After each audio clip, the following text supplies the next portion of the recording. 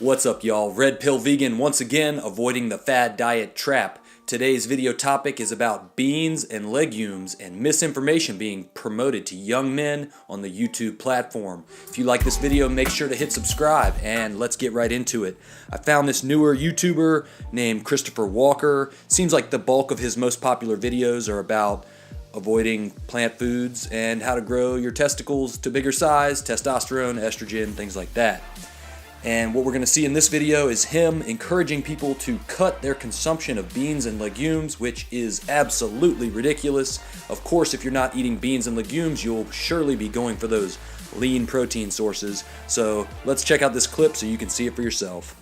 One of the most common things that not just men need to look out for, but women need to look out for right now, these days as well, is getting excess estrogen from your foods. Now, fifth on the list is something that almost nobody knows about, but this one thing is not only estrogenic, but it's also anti-thyroid, which is known as goitrogenic. So this packs a double whammy. Now, it's beans and legumes. Hate to break it to you guys, but it's beans. Beans and legumes. Yeah, because estrogen.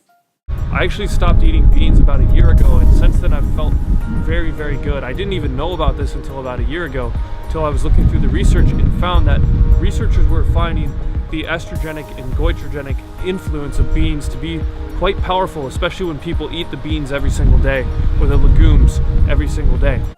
What research are you talking about, Christopher? Can you send me the links on PubMed? Is there any studies that link bean consumption to thyroid problems or elevated estrogen levels? Let me know in the comments down below.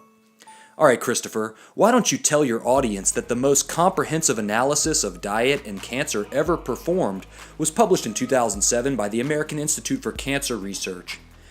Sifting through some 500,000 studies, 9 independent research teams from around the globe created a landmark scientific consensus report reviewed by 21 of the top cancer experts in the world. One of their summary cancer prevention recommendations is to eat whole grains and/or legumes, which means beans, split peas, chickpeas, or lentils, with every meal. Not just every day, but that's beans with every meal. The facts are that legume consumption is associated with lower blood pressure and a slimmer waistline. Randomized control trials have shown legumes can match or beat out calorie cutting for slimming belly fat, as well as improving the regulation of blood sugar, insulin levels, and cholesterol. Beans are a great source of dietary fiber, folate, and phytates, which may even help reduce the risk of stroke, depression, and colon cancer. Advising people to cut beans out of their diet when more than 90% of Americans don't meet the recommended daily intake of fiber, and you're selling probiotic supplements out the front door? This is starting to look like a fad diet trap, isn't it? White Americans are already eating the most pitiful amount of beans to begin with, only about 5.5 pounds per year.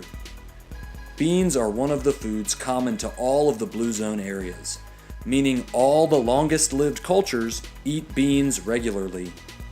This study from Taiwan suggests that cutting beans out of your diet might play a role in the development of metabolic syndrome in both men and women, and a bean-free diet is a significant predictor of all-cause mortality in the women subjects of this study.